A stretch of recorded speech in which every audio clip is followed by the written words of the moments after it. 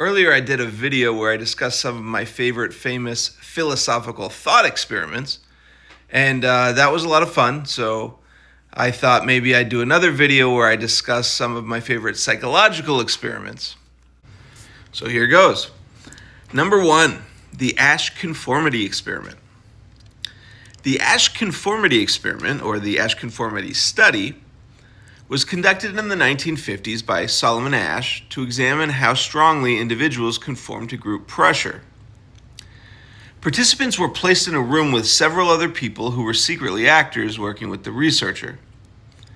The group was asked to compare line lengths and identify which of the 3 lines matched a reference line, an intentionally easy task. However, the actors deliberately gave incorrect answers on certain trials. So let's say you're doing the trial, you're the one that they're experimenting on. You would be in a line with several other people. You'd maybe be second to last or third from last, but you'd have 6 or 7 people in front of you, and they would show you the line lengths, and lo and behold, the 6 or 7 people in front of you are all giving the wrong answer. And so the question is, what would you do? So down the row, several of them gave the wrong answer before the subject was given a chance to answer.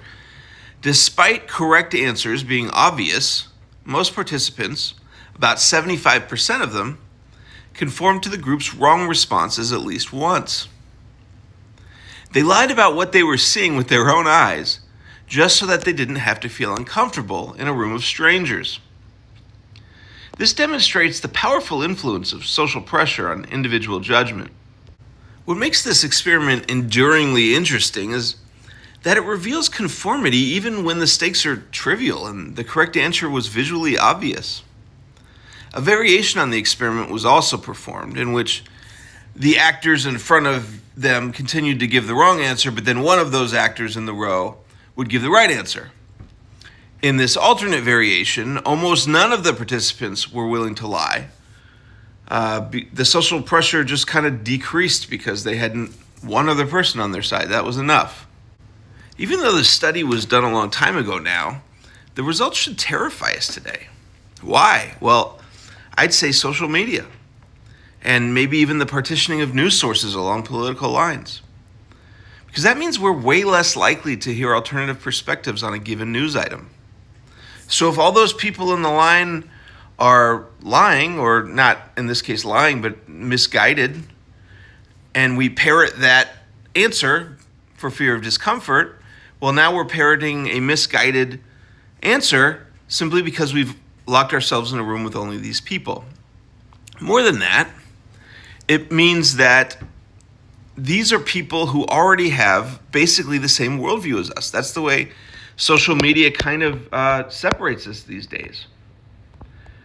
At this point, it's gotten to where outsourcing our own observations for fear of social discomfort has become so common that most don't even know they're doing it. You might think that, because somebody who believes separately from you or the opposite of you, you can kind of gird yourself and argue against them online, that somehow that means you're thinking for yourself. But unless you're doing that amongst the people in your group, you're not. You're just outsourcing everybody else's opinion. Look, social conformity is baked into our DNA. Through generations of our species living in communities where antisocial behavior could be ruinous. So I'm not saying that you should never feel social pressure to conform or social discomfort when you don't. You can't help those feelings. What I am saying is never outsource the evidence of your own senses or your own ability to reason to anyone else.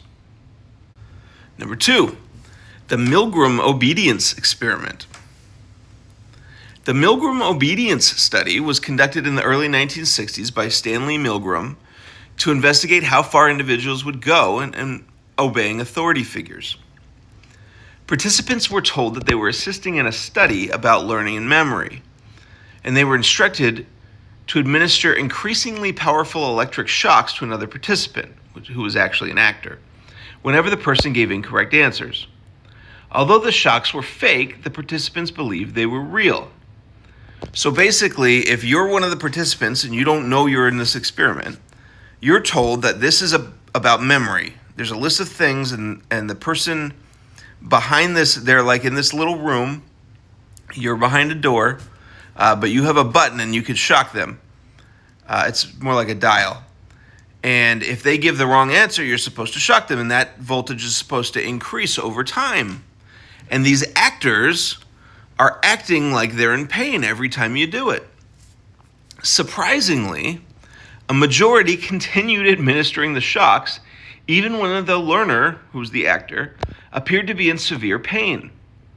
Simply because the experimenter calmly instructed them to continue, they kept doing it. The highest voltage on this fake dial read 450 volts on the machine. And the actor playing the learner, after spending most of the experiment screaming in pain and begging to be released, fell silent before the 450 volt shock. So despite the obvious inference that the learner was either unconscious or dead, 65% of participants went all the way and administered that 450 volt shock. Milgram's work here is unsettling, obviously, because it suggests that ordinary people, not just cruel or immoral individuals, can commit harmful actions when directed by what they perceive to be a legitimate authority figure. This insight is often discussed in relation to historical atrocities. Milgram himself pointed to the actions of ordinary Nazi soldiers as a parallel. This interpretation does lose a little steam when you consider some of the variations on the experiment. Milgram ran many variations of this experiment. For example, in one variation where the participant had to physically hold the learner's hand down on a shock plate, the percentage of those who delivered all the shocks went all the way down to 30%. Moreover, when watching the old recordings, even in the original version, the one where 65% of the people went all the way, these are not people who are coldly carrying out orders with no concern for the outcome. They're highly stressed. They're pleading with the authority figure to stop the experiment and check on the learner.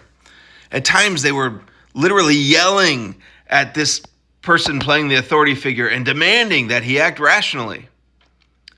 But despite that, they turned around, many of them, and administered the shock again. 65% of them did go all the way. Remember, that's 450 volts is what they thought it was in that original experiment. And no matter which way you twist it, that is a chilling result. Number 3, the Stanford Prison Experiment. The Stanford Prison Experiment was conducted in 1971 by Philip Zimbardo, kind of famous in the psychological community, at Stanford University. In this study, college students were randomly assigned to act as either guards or prisoners in a simulated prison environment.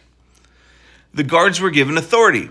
They were given uniforms and sunglasses, while the prisoners were placed in cells and treated as inmates.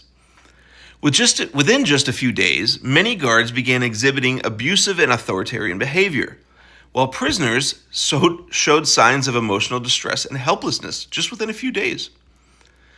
The experiment was scheduled to last 2 weeks, but was terminated after only 6 days due to the escalating psychological harm. The most common takeaway from this study is how quickly social roles can reshape behavior and identity. Rather than personal character alone determining actions, the environment and institutional structure exert enormous influence.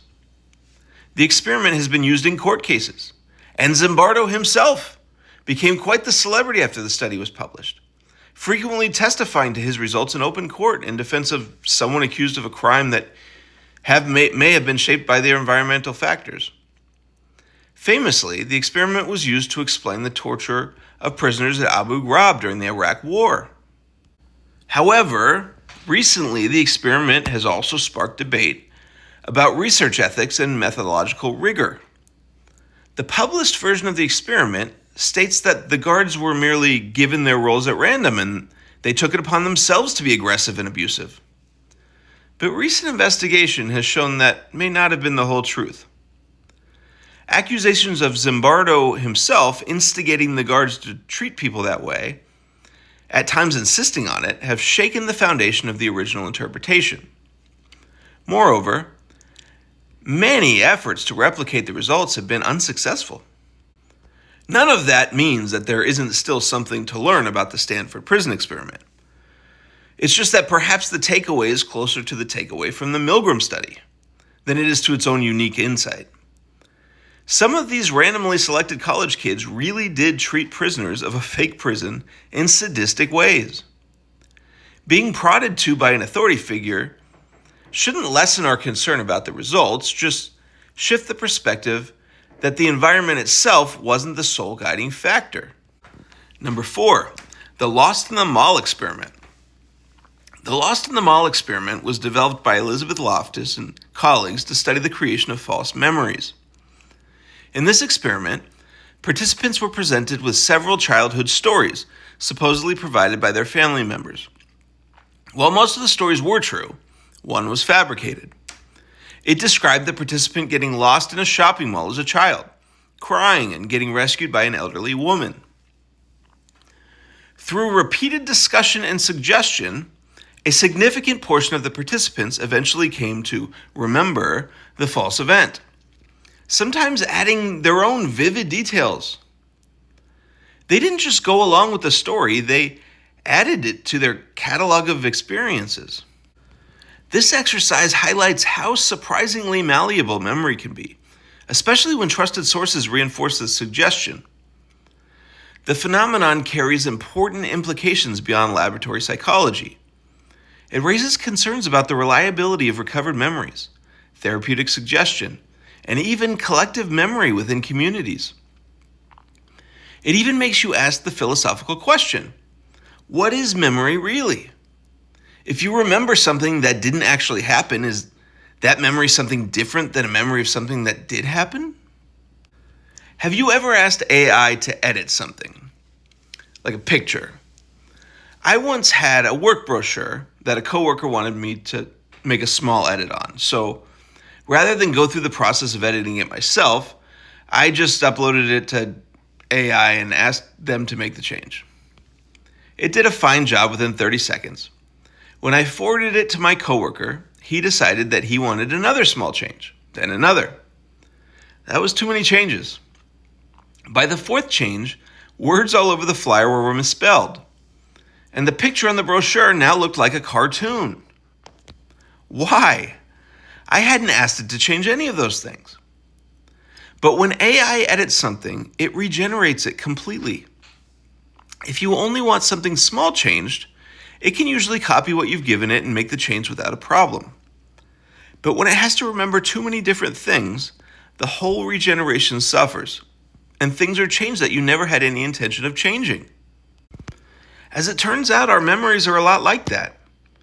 We think of our minds like they are encyclopedias, and if we can just flip to the right page, all of the necessary information will be there, accurately and forever in the form of a memory. But that's just not the case. When we remember an experience, our memories regenerate them from scratch with the information we have, just like AI. What this means is that each regenerated memory is susceptible to changes based on new information we learn. This is why the same memory can seem completely different when recalled from two different people's perspectives. It's also why an accuser can point to someone in court and be completely sure that they are fingering the right person, and then later that person gets cleared by DNA evidence or something. The truth is, science is just beginning to scratch the surface on how our memories work, but one thing is for sure, they're not nearly as reliable as we think they are.